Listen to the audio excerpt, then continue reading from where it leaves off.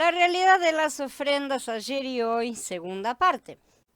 Cuando Israel sea restaurada, y hoy está comenzando ya a hacerlo, pero ya dijimos que esta restauración no es física, sino que es la aplicación espiritual de la sombra física, ¿sí? Aunque aún mantiene la manifestación física porque esta es la expresión externa, nosotros todavía no estamos en parcialidad, no en plenitud, por lo tanto necesitamos esas cosas. Y entonces en ese momento nunca más será exiliado de la tierra que Yahweh prometió a Abraham y sus descendientes y que antes prometió a Adán, ¿no es cierto?, en su momento. La promesa inicial que tenemos acá, que es la que todo el mundo recuerda, es la que fue hecha a Abraham, que dice, Yahweh le dijo a Abraham, sal de tu tierra natal y de la casa de tu padre a la tierra que yo te mostraré, ¿no es cierto? Y fue siendo agrandada luego porque en ese momento comienza el plan de Yahweh a ponerse en marcha y de esa forma le estaba recordando y recordando. Entonces fue siendo agrandada a través de sus descendientes, de manera que cuando llegamos a las tribus, entrando a la tierra prometida, él dice, todo lugar donde pisen los pies de ustedes se lo doy como le prometí a Moshe. Su territorio se extenderá desde el desierto y el Lebanón hasta el río Grande, el río Perat en el oriente, todo el país getita y hasta el mar Grande en el occidente. Esto está en el libro de Yahoshua en el capítulo 1. Esto será en crecimiento todo el planeta. Como podemos ver, lo primero que se promete es una tierra que Abraham había visto. Luego se les da toda la tierra que pise la planta de sus pies. Y como sabemos que ellos fueron llevados a exilio, sabemos que toda la planta de sus pies ha estado pisando toda la tierra. ¿Sí? Entonces, cuando la época de las sombras pasa y llega la aplicación espiritual, siempre tenemos el crecimiento y la multiplicación de todas las cosas, que es lo que a Yahweh le interesa. La intención de Yahweh es recuperar toda la creación y no solamente un pedacito. Por mí mismo he jurado, de mi boca ha salido la verdad, palabra que no se revocará, que ante mí se doblará toda rodilla y jurará lealtad toda lengua. Esta lealtad que se jura no es una lealtad de la boca para afuera de algunos que están siendo obligados a agacharse. Porque está escrito, vivo yo, dice Yahweh, que ante mí se doblará toda rodilla y toda lengua confesará a Elohim. Confesar también es una actitud que no se trata de no me queda otra sino decir eso, es una confesión verdadera. Para que en el nombre de Yahshua se doble toda rodilla de los que están en los cielos, en la tierra y debajo de la tierra, dice Filipillín. Y encima esto será todo mejorado, porque esa tierra será renovada, ¿no es cierto? Hecha toda a nuevo, y con la promesa de que el mar ya no existirá, no habrá más demonios entonces. Y la creación tendrá un nuevo comienzo limpio y puro, como dice en Gilgalut, al final, y vi un cielo nuevo y una tierra nueva, porque el primer cielo y la primera tierra pasaron, y el mar ya no existe más. Entonces, en esta restauración en proceso que estamos viviendo en este momento, debemos aprender no a volver a guardar las sombras, sino a unirlas a la realidad que representaban. ¿Sí? De manera de poder transmitir el mensaje en dos niveles, tanto en el plano material, porque aún estamos en parcialidad, pero nosotros estamos siendo justamente la conexión entre los cielos y la tierra, como en su realidad espiritual. Estamos aprendiendo a no desesperar, ciertamente, pero a no quedarnos atrás. La mayoría ignora el hecho de que todo el plano espiritual está observándonos para ver cómo nos comportamos, cuál es el resultado de todas estas cosas, porque el único que sabe en realidad todos los detalles es el Padre. Ya que somos ejemplos para muchos, debemos comportarnos como hijos dignos, ¿no es cierto? Recuperando las cosas perdidas en todos los sentidos. No alcanza con recuperar y guardar fiestas si ignoramos su significado espiritual y no las incorporamos en nuestro interior. Entonces todo eso tiene que llevar una vida completa, ¿sí? Si insistimos en las formas externas, solamente recibiremos alimento superficial y no tendremos energía para hacer crecer a Mashiach.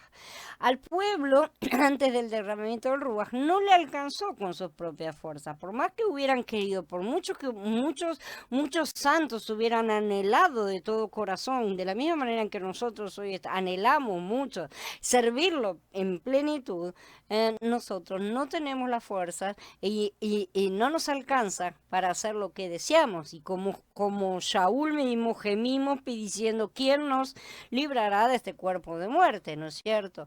Y eso que nosotros nosotros ya tenemos al Ruach, aunque en parcialidad. Entonces, en esta restauración de todas las cosas, vamos a regresar al tema central que nos ocupa acerca de las ofrendas, porque muchos hacen una mezcla un tanto extraña de las cosas, tratando de espiritualizar lo que no les agrada en el plano material, pero tampoco lo hacen de forma totalmente correcta. Por ejemplo, todos entienden que ya no hay sacrificios de animales porque Mashiach fue el sacrificio perfecto, ¿no es cierto? Pero no saben cómo ofrecer a Mashiach al Padre como ese sacrificio. Ya quedamos con eso como que hubiera sido hecho una vez y para siempre y se acabó. Entonces no hay ministración constante para el Padre. Si no sabemos cómo hacer eso, no somos sacerdotes. Que quede bien en claro, no somos sacerdotes. Sacerdote está para realizar todas las ministraciones que están estipuladas en el Tanaj en cuanto al servicio del templo o del tabernáculo, ¿no es cierto? Que es al servicio de Yahweh mismo. De manera que si no estamos ministrando, no somos sacerdotes. Si no cumplimos con esas partes, no somos sacerdotes. ¿Qué vamos a hacer? ¿Salir a matar corderitos? Evidentemente, creo que esa parte ha quedado ya clara, que no es necesario, sino que todo lo que se necesita es una administración ya en el plano espiritual, verdaderamente en conexión con el Padre, ¿sí? Entonces, no alcanza con creer que por cumplir muchos rituales o realizar muchas oraciones poderosas, ¿no es cierto? Como dicen algunos, que no lo son para nada, somos victoriosos o ya somos justos, cualquiera de las expresiones, o somos sacerdotes siquiera.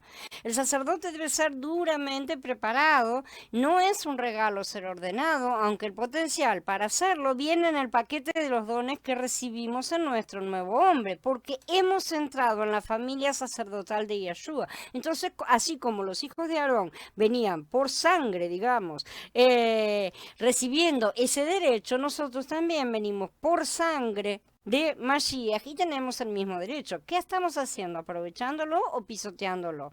Debemos crecer y aprender a desarrollarlo si es que realmente pretendemos ser sacerdotes.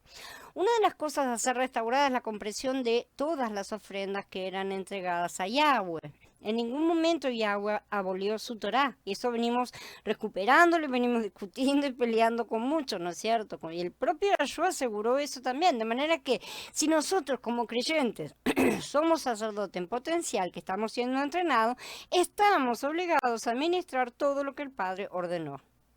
Simple. El problema reside en que no han sabido correlacionar correctamente la simbología de las cosas del Tanakh con el cumplimiento realizado a través de Mashiach. Si aseguran que Mashiach es el cumplimiento del Tanaj y después pretenden abolirlo. Es una cosa muy extraña y muy traída de los pelos, ¿no es cierto? Mashiach es el primogénito de la nueva creación, es nuestro ejemplo y modelo a seguir, no el que vino a hacer la parte que nos corresponde a nosotros. Esa es la cuestión, él vino a abrir la puerta, ¿sí? El que quiere seguir lo que tiene que hacer, saltar arriba de él para que lo cargue o cargar el madero y seguirlo. Evidentemente la cosa no es como muchos pretenden. Él con su obra mostró la realidad de las sombras y nos abrió la puerta para que lo siguiéramos. No para convertirnos en dioses, como otros también deliran, ¿no es cierto? Sino en sus sacerdotes. Nosotros somos parte de su familia y somos sacerdotes Kadoshim. ¿Cómo hacemos para ser sacerdotes de Mashiach, que es de la orden de Melquisedec, que es una orden completamente nueva? Siguiendo las instrucciones del Tanaj aplicadas a la realidad espiritual que Mashiach consiguió para sus hijos. Eso es lo que él dejó ahí escondido, esas instrucciones de cómo hacer funcionar todas las cosas cuando tuviéramos el entendimiento y el Ruach nos moviera a ver todas estas cosas. Esta es la hora porque él está, todos los tiempos están conjugando para que se termine todo esto para su regreso. Todas las sombras de las instrucciones dadas a los sacerdotes y los cuadros de ellos realizando todo lo que había sido ordenado no eran para el sacerdocio aarónico ni el levítico y ni siquiera el sadoquita, ¿sí? Que eran sombras que debían pasar todas, sino que eran para el sacerdocio de Melquisedec. Estas instrucciones son para nosotros los que buscamos el reino, si es que de verdad lo buscamos, porque si no lo buscamos, estamos fuera. Regresando a las ofrendas, mencionamos que las mismas serán implementadas en el milenio según indican las profecías de Yahezkel que ya vimos, ¿no es cierto? Capítulos 20 y 44. Según también lo que ya hemos estado viendo, esto no se refiere a ningún tercer templo con sacrificios animales que pisotearían la sangre de Yahshua, una idea sumamente ilógica que los cristianos han aceptado como que Yahweh permitirá que los judíos reanuden la sombra, lo cual implicará que no acepten a Yahshua. ¿Cómo es la cosa? A ellos sí se les da el permiso de no creer y hacen lo que quieren. ¿Por qué no se lo dan a los demás entonces? No tiene ningún sentido. Esto se refiere a nuestras ofrendas espirituales en la comprensión que venimos dando a todas estas cosas para aplicarlas a nuestra vida actual, aunque también tiene, como todo lo que Él nos muestra, sí su aplicación material, que es la manifestación de lo que hemos interiorizado. Nosotros somos obligados a manifestar exteriormente lo que estamos, ese cambio que se está realizando en nuestro interior, que en las escrituras es llamado dar fruto. Eso es lo que tenemos que hacer, mostrar ese fruto, ¿no es cierto? Exteriormente, porque si ese fruto no está, podemos decir todo lo que queramos, bla, bla, bla, bla, bla, bla, bla, bla, bla, y yo soy esto, o yo estoy con él, o él está conmigo, lo que sea, que si no hay fruto, él dijo, por el fruto los conocerán. Entonces veamos si hay fruto o no hay fruto. Por ejemplo, si hemos interiorizado la humildad de Mashiach, ser humildes y mansos con los demás es la manifestación de ese fruto, que fue lo que justamente tenía Moshe, por ejemplo, ¿no? El fruto debe ser visible o cualquiera puede argumentar mentiras. Las ofrendas nunca deberían haber sido interrumpidas porque somos sacerdotes en entrenamiento. Hoy llevamos al altar nuestra carne, ya que el madero es el altar. Mashiach nos ordenó llevar nuestro madero nuevamente, no el suyo, ¿sí? El nuestro tenemos que llevar. En ese madero, a imitación de nuestro Adón y Salvador, clavamos nuestra carne cada día. Entonces Yahshua dijo a sus discípulos, si alguno quiere venir conmigo, niéguese a sí mismo, tome su madero y sígame. Negarse a uno mismo equivale a renunciar a la carne, a clavarla en el madero para poder ofrecer al Mashiach que experimentamos en su lugar.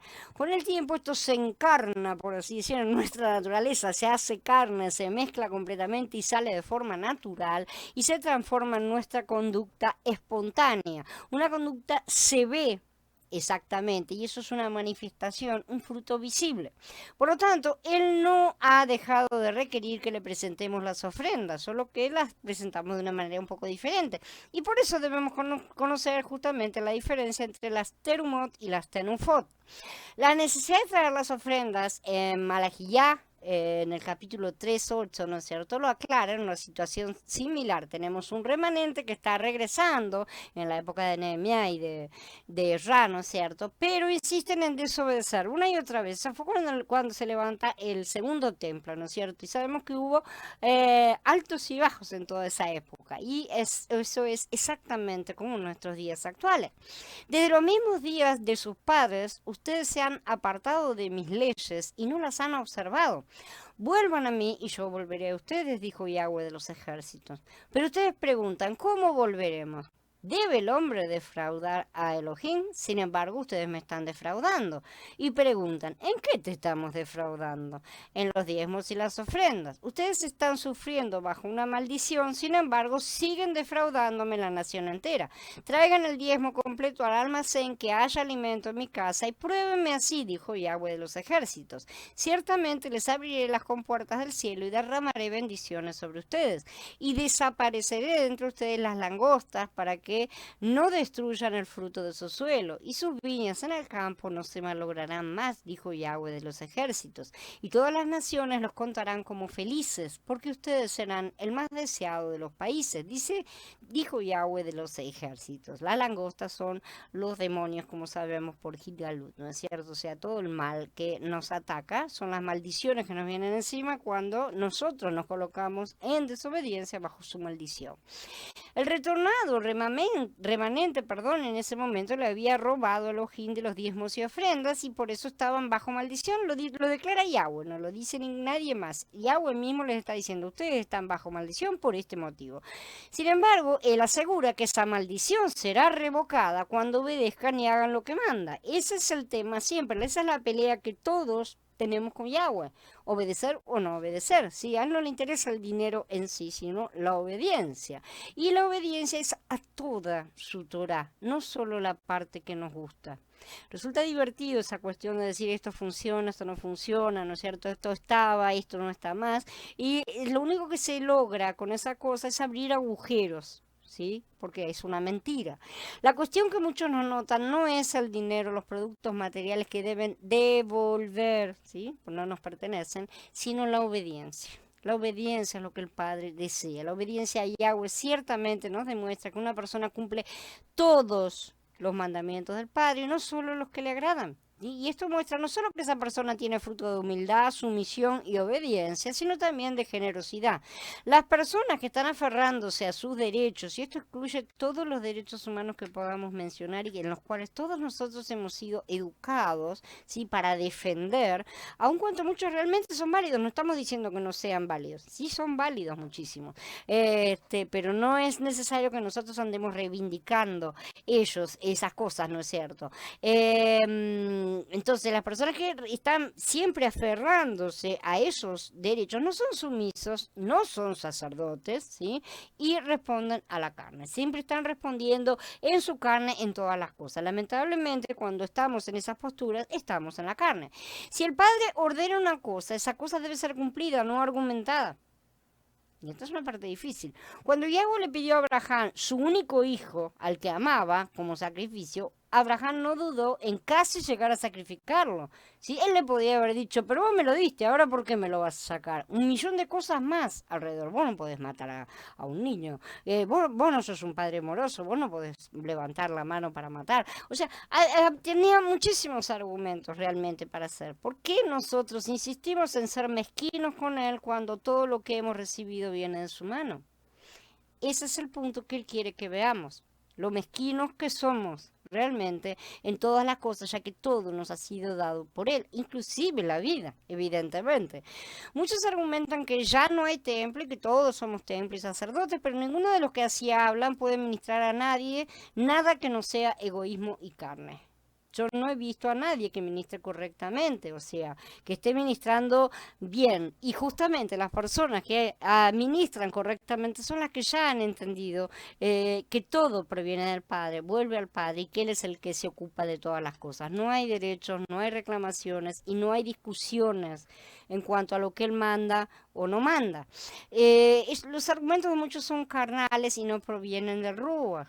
Mashiach nunca discutió, Él se sometió. Eso debemos aprender a hacer nosotros también. En todas las circunstancias tenemos que someternos, preguntarle al Padre en todo momento acerca de todas las cosas, porque Él es el que maneja todo en última instancia. Pero también tenemos que ver todas las cosas que Él ya ha ordenado. Muchas personas lamentablemente no han visto la autoridad de Yahweh y nunca se han sometido a nada, por lo que creen que todo les es debido, todo tenemos el derecho de. Eso es lo que enseña este sistema. Nos han educado dentro de esas cosas. Tenemos derechos, tenemos responsabilidades, siempre las dejamos para después. Pero tenemos derechos. Entonces yo tengo derecho de tal cosa, de tal otra. Cuando llega la hora de los bifes y de ponerlos sobre la mesa, los derechos constitucionales pasan a formar parte de hojas secas que arden completamente. Y lo sabemos muy bien, ¿no es cierto? Pero en ese sentido no nos quejamos. Realmente es toda una falacia la que nos enseña todo este sistema. Y nosotros no tenemos derechos porque le pertenecemos al Padre. Lo único que tenemos es al Padre. Eso es lo único que tenemos. Entonces, ¿qué debemos cuidar? ¿Nuestros derechos o nuestra relación con el Padre? Cada uno vea cómo nos va, cómo nos ha ido a lo largo de nuestras vidas en cada momento, cada vez que elegimos defender nuestros derechos. Entonces,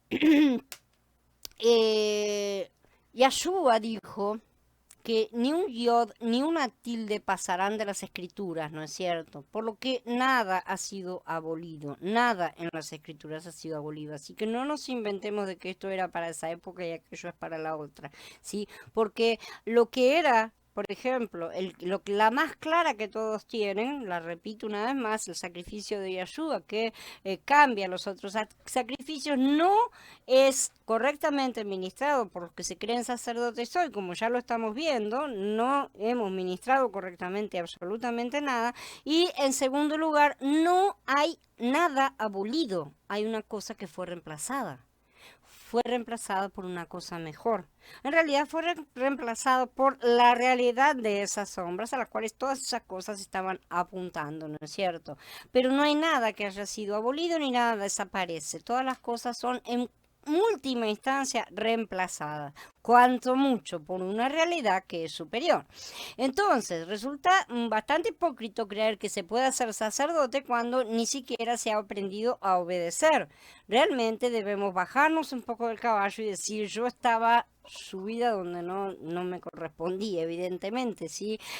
Cuando se continúa la carne en el mundo, cuando algunos creen que les faltan, que les basta con unas pocas limpiezas, un poco aquí, otro poco allá, para ser llamados justos o puros, ¿no es cierto? Lo único que necesito es encontrar con la secta que me encamine y que tenga la verdad, y entonces yo voy a ser salvo perfectamente. Y estos falsos sacerdotes no se ministran ni siquiera a sí mismos, ¿sí? No hay vida en ellos y están buscándola, desesperadamente están buscando la vida, por eso normalmente andan de un lugar para el otro buscando algo que no alcanzan y que solamente van a obtener el día que obedezcan en primer lugar.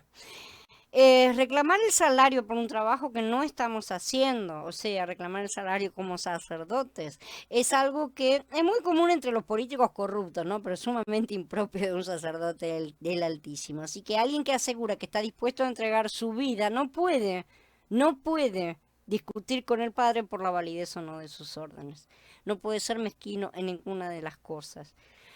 Esta persona no ha visto su autoridad y lo único que está diciendo es una frase para quedar bien delante de mucha gente. O se está engañando a sí mismo. No estoy hablando que todo sean malas intenciones, pero muchas veces delante de la hora de la prueba se ve claramente quién era el que estaba listo y quién no.